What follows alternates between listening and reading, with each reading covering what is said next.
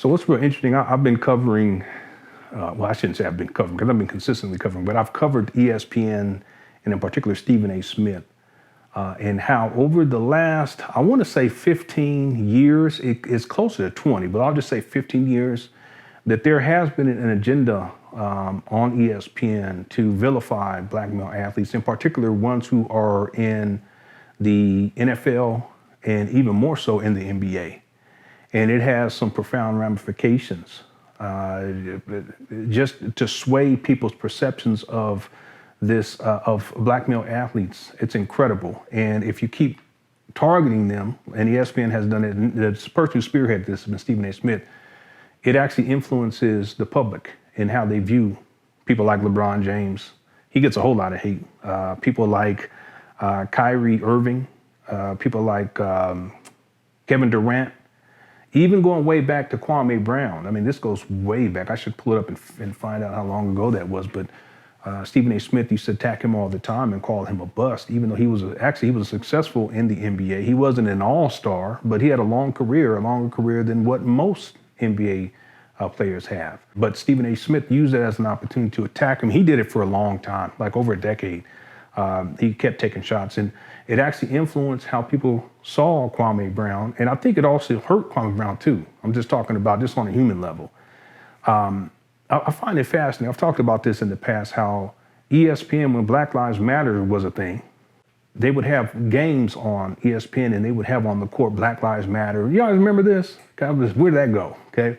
And then the sport, some of the athletes, they would have different slogans they could put on the back of their jersey.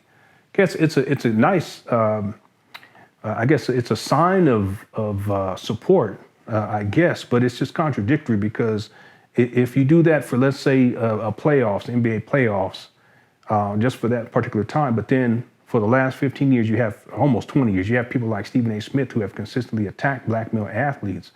Well, does Black Lives really matter? Or does it only matter when it's convenient to matter? The reason why I'm bringing this up is because one of the people that was targeted for a long time was Kyrie Irving. And Kyrie Irving was targeted for various reasons. One of the reasons why, because he doesn't kind of fit in the mold that they would expect. But the other thing was that he got a lot of heat from, and a lot of disrespect from sportscasters, was because he was on the Brooklyn Nets at the time. He decided not to take the vaccine. Now the sports media world was in a blaze, and everyone was attacking him for it. And, you should take it, and it's not safe not to take it, and you need to be there for your team, and blah, blah, blah. And it went on and on and on. They attacked him, and the person who spearheaded was Stephen A. Smith. And it actually causes harm to the person's reputation, but then it also impacts their value as a player. I'm talking about contractually.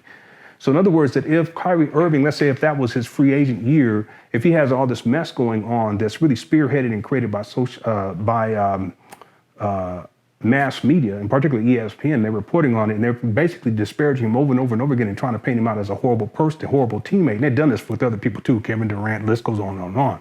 Well, when he comes up for free agency, owners are going to be less likely to pay him like they would have if everything was smooth. Not only would they be paying him less, but they would probably give him a contract for less years. And most athletes want longer years. They want more money, right? And that's precisely what happened with Kyrie Irving.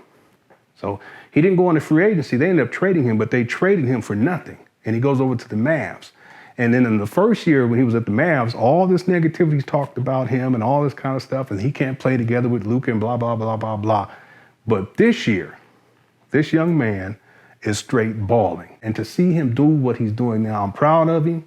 I support him, and I want to see him continue to succeed. Now, that's totally different than Stephen A. Smith and what he's done. He lacks fatherly compassion. I also think that he has some narcissistic personality traits where he can do no wrong, and he thinks that he's so much better than everyone else. Now, the last point I want to make here, and again, I support Kyrie Irving and him getting his career turned back around. I want to see men succeed. I want to see women succeed. I want to see these black male athletes succeed and do good. And he's been doing good. He's been balling out during these playoffs. And if he wins a championship, oh my goodness, I'm going to be so happy.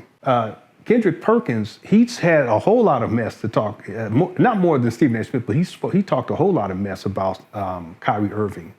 And This went on for a long time. And he was very disrespectful. Stephen A. Smith tends to be very disrespectful. He's very personal about it. He actually came out and admitted that on the Joe Budden podcast, I think that was, but he's never issued an apology to Kyrie Irving, which is the honorable thing to do, okay? But Kendrick Perkins actually issued an apology. And that, to me, it was so powerful.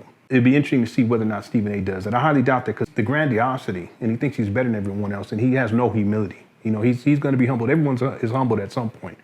He will be humbled at some point. But I just want to also say that for Kendrick Perkins to apologize, it was a good look for Kendrick Perkins, but it's also an opportunity for corrective measures to be taken within the sports world when it comes to reporting. It should never be personal. And ESPN could have stopped that long ago. So it's going to be interesting to see whether or not Stephen A. Smith apologized. I think it would be a good look for him. But more importantly, something needs to change within the industry, because it has caused a lot of harm to these black male athletes, and not only to their reputation, but their ability to earn even more income that they're deserving based upon their performance. But when you make it personal, you issue these personal attacks, then it devalues them not only as a sports athlete, but also as a human being. And that's something that needs to stop.